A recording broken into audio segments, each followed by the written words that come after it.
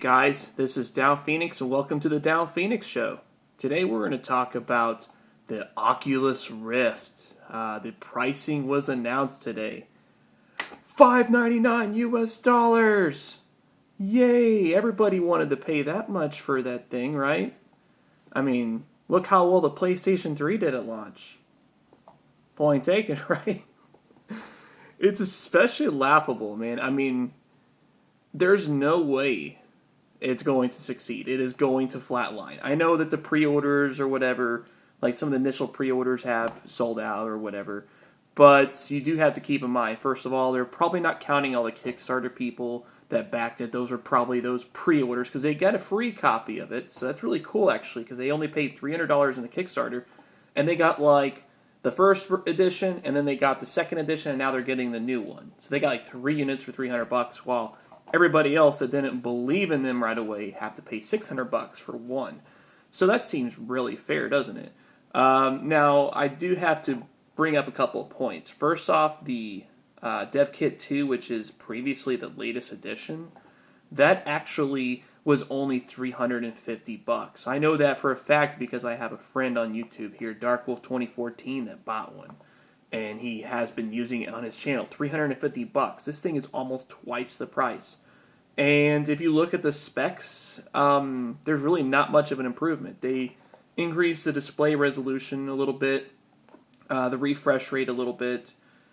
Not much else. It's pretty much the same device. I'm sure it's probably a little more, lighter and stuff like that. Probably, I'm sure. But for the most part, it's basically the same device. There's really not much difference between the Dev Kit 2 and the final release. So the fact that they have the gall to charge $600 for it is ridiculous. And then on top of that, that's not to mention that for a computer that is capable of running the device properly, you're probably going to have to spend at least $1,000. If you really want a good experience, maybe you can, if you find some good deals, you might be able to save $100 or $200 off of that, but it goes without saying, this thing is dead in the water. Oculus Rift, more like Oculus Rip, right? I mean, seriously, this thing is doomed. PlayStation VR, I guarantee you, it's going to be $400 or less. And it actually has, to some degree, better specs. Sony's already announced that it has 120 hertz for the refresh rate. The Oculus Rift only has 90. And I know PC gamers always like to talk about frame rates. Heck, I know I like to talk about frame rates too. Frame rates are awesome because the more the better. There's not really any excuse not to have a high frame rate because it just improves the playability of the game. It makes it look smoother too. 120 is more than 90. Now, obviously, it's not going to be nearly as big of a difference as 60 versus 30, but that's a bragging point that we've got there on the PlayStation side. Also, like I said, the price will probably be significantly lower than the Oculus Rift. Worst case scenario, Sony will match them in price, which that might hurt their cause a bit, but you have to consider NVIDIA said that there's only about 12 million PCs that are capable of running the Oculus Rift. There are about 36 million PlayStation 4s. So they already have 3 times the potential install base. Obviously people that would spend, that much money on a computer are going to probably be a little more likely to buy an Oculus Rift than the average PlayStation 4 owner would to buy a PlayStation VR. But, yeah, and then we also have to consider how the hell are they going to sell this thing? You can't really sell something like this to the public without them getting a chance to actually try it for themselves. It's the whole reason why 3D TVs failed. It's like, they're like, oh, it's amazing, everybody likes it, but it costs $2,000 and you have to spend $200 per pair of glasses. And, we're not going to show you any kind of demonstrations or anything like that unless you want to see a really expensive movie in a theater, which, for one, is not going to be the same experience as a 3D TV. And for two, has, basically all the reasons why you'd want to stay home instead. Right there in the theater, you've got the texting teens and the crying babies and all the other annoyances, the popcorn munchers. it's just ridiculous. Why would you want to subject yourself to it? And they never made any attempt to, to address that, to actually give people a proper demonstration of this new product. And that's why 3D TVs pretty much are dead now.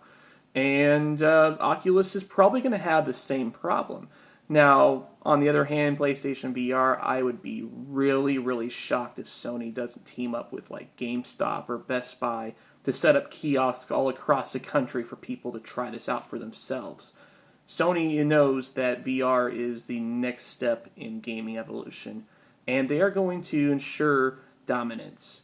Also, there is the HTC Vive, which is partnered with Valve. That actually stands a really good chance of, outlasting the Oculus. Hopefully, Facebook felt fine with wasting that $2.5 billion or whatever it was to buy Oculus, because they're just going to constantly tank money in this thing unless they actually want to compete like the rest of them are trying to do. I know what Dark Wolf would probably say. He'd probably be like, "Oh, you should try Oculus. Obviously, Downphoenix, you don't know what it's like and all this good stuff." Yeah, but you only paid $350 for it. If I want to try it, I'm going to pay $600. Not to mention all the other stuff that's involved, and that's just getting a little bit ridiculous at this point.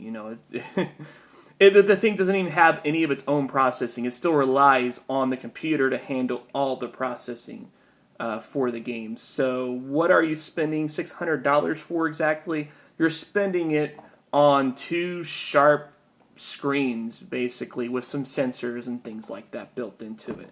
And some cables. It takes 3 USB 3.0 ports just to connect the thing, as well as a USB 2.0. Most computer motherboards don't even have more than 2 USB 3.0 ports on them. So, unless you happen to spend $200 on a motherboard that has 3 or 4 ports, you're also going to have to buy a freaking separate USB hub for this thing too. It's just the problems, they just keep on stacking up, and this thing is dead in the water. But let me know what you guys think. You think there's a chance that maybe they can recover? You think maybe they'll back down with their whole pricing, and they're like, okay, you know what, that's too much. Let's call it $400 or something like that. Something that's actually halfway reasonable. Let me know what you guys think in the comments below. If you enjoyed this video, don't forget to like, comment, sub if you want, of course. I don't really care if you do, but I'd be happy if you did. But till then, Downphoenix out.